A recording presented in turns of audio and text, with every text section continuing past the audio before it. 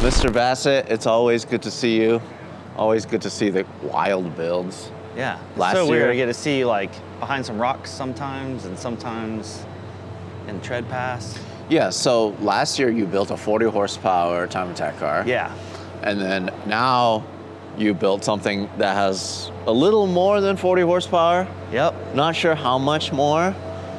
Yeah. Is this the year of the Celica or something? What's going on here? I don't know. I mean, I definitely have some rad Celicas here. You know, I'm a big Z guy. I think they've been kind of around, you know, for a while now, being popularity. I just think they made less of these. So, you know, I don't know. People are looking for something different, but kind of that same era. I love the color so much. What kind of color is this? So it is a brand new 2024 JDM British Racing Green on the new 8.6. It's the limited edition car. Okay, it's the Hakone. Yep. Yeah, got it. I didn't even try to say that because I didn't want to. No worries. So then let's look at the Gallo 12 engine out of this. That is meaty boy. a lot of bling.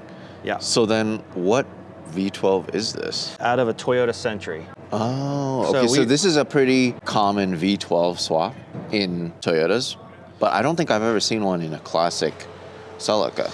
Yeah, we are actually wanted to, like, you know, bring a lot of racing heritage from like the 70s. So the original plan was to do a LFA V10. Had the budget for it, but you cannot obtain one. I tried to move mountains. I called every contact I possibly could, and a V10 out of an LFA is just not possible unless you buy like a wrecked one.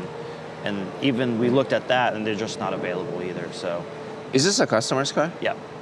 So they reached out to you, and they're like, "I want the craziest." He's a customer already, so Okay. we built him a really, really rad AE86. He's just a super big car enthusiast. He's got an EK hatch, and he also has a McLaren, so he's kind of likes everything in between. And you know, it kind of started with, can you put any motor in anything? And I joke, you know, that's what a Sawzall is for. And he really wanted to build a car that would compete and battle the builders. And I told him, you know, historically only ever hot rods win. But he's like, well, I'm a JDM guy. And I'm like, well, me too. We landed on, you know, essentially a Celica because it kind of looks like a little hot rod. You know, it looks like a Camaro, kind of looks like a Mustang. You know, probably Celica guys like, oh, it doesn't look like any of those things. But to regular people, they kind of look like little muscle cars. And what year century is this V12 out of? They made these motors for a really long time. Don't quote me, but I think from like 97 to like 2023. There was some years where they were natural gas, but that was only, I think, for like 2 years. But yeah, these motors are pretty accessible. You got it from Japan, or was it here in the U.S. Actually, already? I got it locally in Orlando. Okay. They had a few of them, and I think they're less desirable engines because people don't really know what to do with them. Yeah, it took a lot of research to kind of like get the right parts together and find something that looks good. How did you get it to fit? I would say it takes up about as much room as potentially as like a 2J. You know, the motor's just kind of taller as opposed to wider. You know, a 2J is a common swap in these, but you know, you've got, instead of your manifolds going left to right, everything's kind of going like vertical. It really doesn't fit too bad. I mean, we've got some space before the firewall, and we have some space before the fans. We did like tuck the radiator, which gave us a little bit more room, but it's actually pretty, you know, easy to work on. You can get to just about everything. Right. Because it's not a 2J, you don't need to make room for the intercooler. Yep. And then so it looks like the radiator is kind of where the intercooler would normally go. Yeah. On a 2J swap. Yep. So then I'm assuming that's why you were able to shift the motor forward a little bit. I didn't have to shift anything. I took the firewall out just because I wanted a completely clean slate and didn't have any like textures on it. But I put it, you know, the firewall back where it was, and this is kind of where it wants to live. It has a really good balance over that front, you know, centerline axle. I mean, it works really well. It's funny to me that you added 8 more cylinders. Yeah. I think that's hilarious. Yeah, we wanted to have this car tastefully on 11, right? That was the point, is to have it. There's so many little details all over the car that you'll probably not see, but it took a lot of work to do. This is incredible, the velocity stacks. What's going on here? How did you get this all to work? Yeah, so the ITBs are something that you can buy, but velocity stack wise, we wanted them to fit really well with the car, just peeking out of the hood. I tasked my buddy JT, who does amazing machine work. He also made like the bulkhead connector plates for it, but I said I really wanted something like really pretty on the car. Yeah, you can see like they're all like book matched and they barely touch each other. It's really, really beautiful setup. The design of them kind of come together too in the middle. It's a lot of 3D printing test fits to make sure all of that was going to work.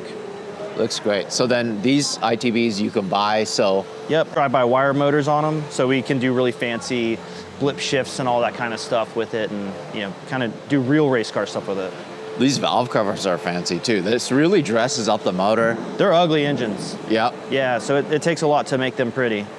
They were never meant to look pretty. No, they just come with huge plastic covers over them, and intake manifold covers up almost the entire motor. What about the exhaust? Yeah, so we made those headers in-house. Nick crushed those, and the idea was kind of an old school upswept comeback. So it's 3, 2 to 1 per side. And then, we've got a really nice X pipe under the car. It sounds really, really good. Did you have a chance to dyno this? No, we haven't. We just wanted it as like pristine as possible, you know what I mean? And this was as nice as it'll probably ever be. And then we just wanted to make sure it shows well. How much power did these typically make with this kind of setup? So the factory engine makes about 275-ish horsepower brand new. So probably didn't when we got it. This should make about 650 on pump, about 700 on E85. How?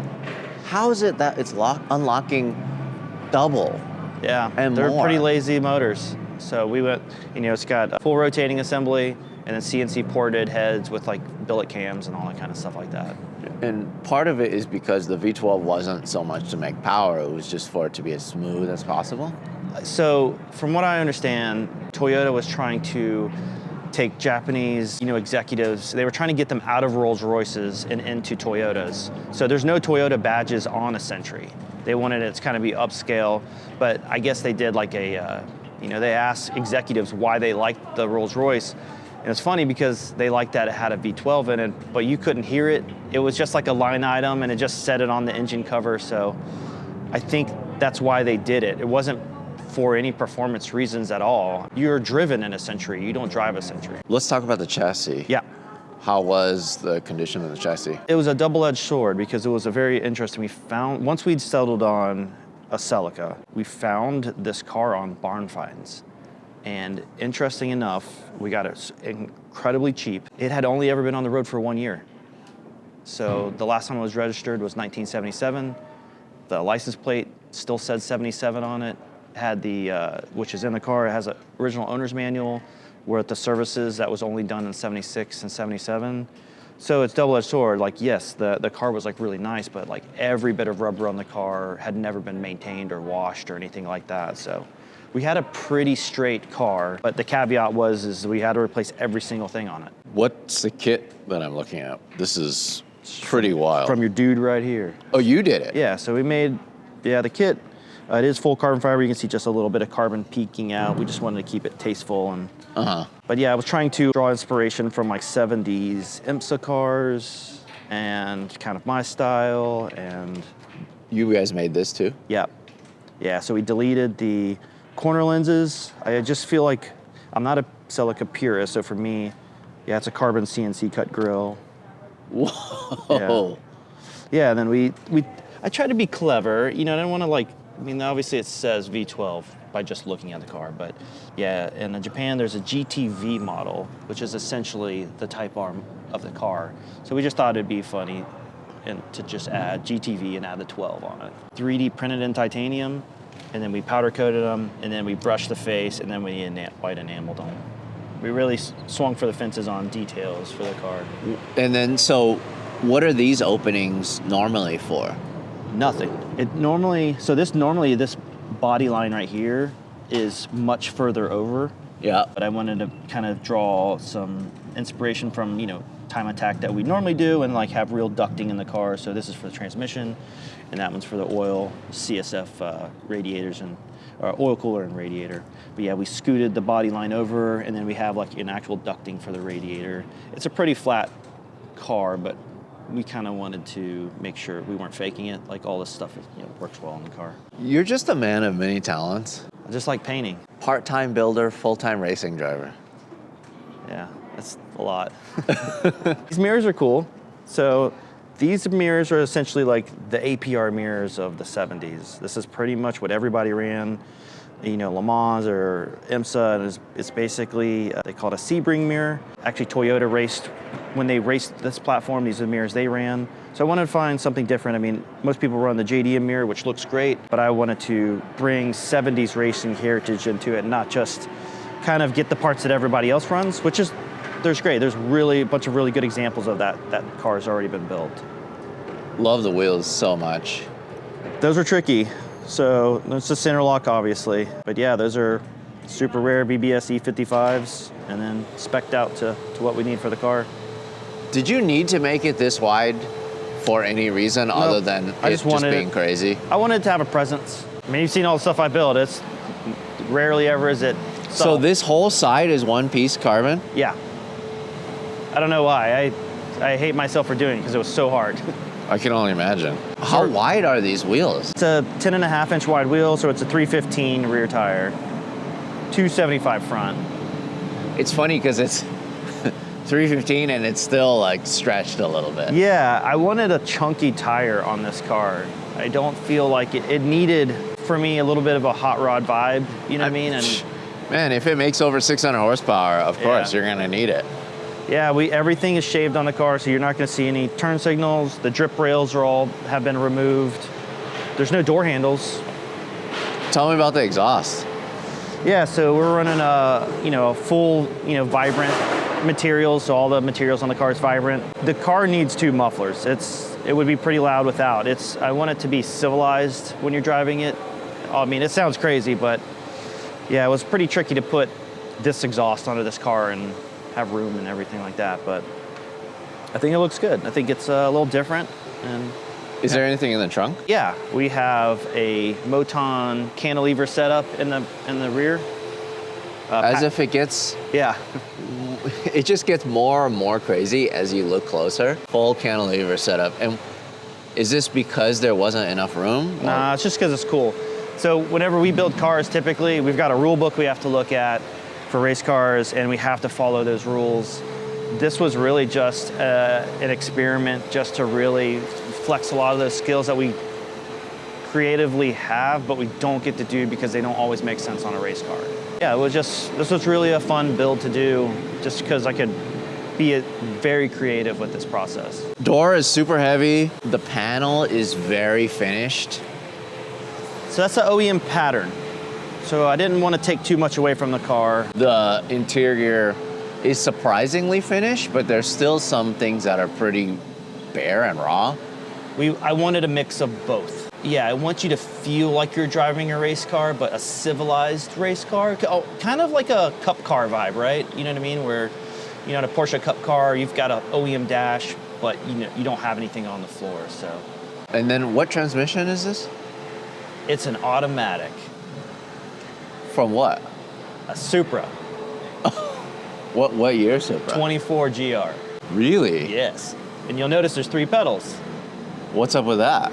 You have a Supra. You should know. You can modulate the clutch packs in those cars. No, I know that. I've ridden with LZ in his. So it's essentially the same setup. So you can put it in drive, or you can put it in manual. You can bang through the gears. You can clutch kick it. You can pretty much treat it like a manual if you wanted to. But you can also, when you're cruising around with your lady and going to Cars and Coffee, you can, drive like a normal car. I wanted the best of both worlds. It's so much going on. Yeah. Like, you didn't take the simple path for anything, I feel like. No, this was a very hard car to build because, with a race car, race cars are cool just being race cars. This is a kind of a show car art piece thing, and those are harder because you're doing race car parts on a car that will probably never see the track, so you got to make it look authentic, right? At some point we will track this car if we want to. It's not for anything particular, it's just for fun. Tell me about the seats. They're tillet seats, and then we reupholstered them, and we even embossed the dragon boat in the headrests, just tiny little details everywhere. We made the roll cage and then had the roll cage wrapped and hand stitched. Where's the battery? Battery's in the trunk. Okay. The trunk doesn't open? Yeah, it does. Oh, can we see? Yeah, okay. There you go. Oh. It's just the seal is so big and brand new, but yeah. Okay. So radium fuel cell. Yes. And then this is just a better look at the cantilever setup here. Yeah. And of course you have your huge anti-gravity battery. Yeah, it's an 80 amp battery, and the reason why we went with such a big battery is everything's electric on this car. So it's got electric air conditioning, it's got electric steering, it's got electric water pump. It's got all those things because I want it to make it, when you pop the hood, you don't see a bunch of things on the motor. It's really, all these things are kind of hidden away. Wait, how does the electric air conditioning work? Where's that? The electric air conditioning is in another panel under the car, but we wanted to keep those things like really kind of hidden because we don't want to, you know, a big AC compressor's ugly, right? And so when we pop the hood, we want to, or V12, we just want to see just the engine. Same thing for, it's got electric water pump. The electric steering is on the column side, so you don't, all you see is what looks to be like a manual rack, but all like the, you know, tricky witchcraft stuff is, you know, inside the car. This really was an exercise in everything that you guys have learned from over the years, huh? Yeah, it's a lot of hard stuff. Oh, well, you should be proud of yourself. Thanks. Yeah, we worked really hard on this one. You built something so insane. It's just very unique. That's hard to do these days with such awesome builders, and everyone you know, has access to such great tools and, you know, ideas and stuff like that. It's definitely tricky to be unique. Yeah, very cool. Thank you. I always love seeing your builds. Thanks, man. I love seeing you drive by whenever we're shooting at the track. Which, by the way, sick wheelie in your Z at Grid Life. That was the coolest, scariest thing I've ever done. Okay, just to give you guys some context, we're at Grid Life, Lime Rock. Shawn is doing a time attack session in his all-carbon 240Z Pikes Peak car, and it has so much aero. I feel like it has so much rear downforce. Yeah. When you go over that really famous hill, what is that called? I think it's called Uphill. Okay, it's called That's Uphill. the first time I'd ever been there, yeah. This guy just goes over the hill, full throttle, does a wheelie, and then we were like, oh my God. None of us got it. First time you did it? Yeah. Because I said, oh my God, Shawn is doing a sick wheelie. Let's position ourselves for the next lap around so he can do it again. And you did. And you freaking, it's like, yeah, Lewis came back to the pit and was like, you're doing wheelies. I was like, I'm about to do it. What are you talking about doing wheelies? Cars don't do wheelies. And then, you know, I definitely felt, you know, a lot of like the car was G'ing out. I had never thought in my mind that a car could do that. And then I'd never been to Lime Rock, so I guess that's kind of a thing there with some cars, but... You gotta be careful with that car, man. I mean, we've seen like the R35 GT3 car wheelie into oblivion, you know, and unfortunately people died from it. You gotta be careful with that car, man. It's gonna turn into like a flying saucer or a Frisbee.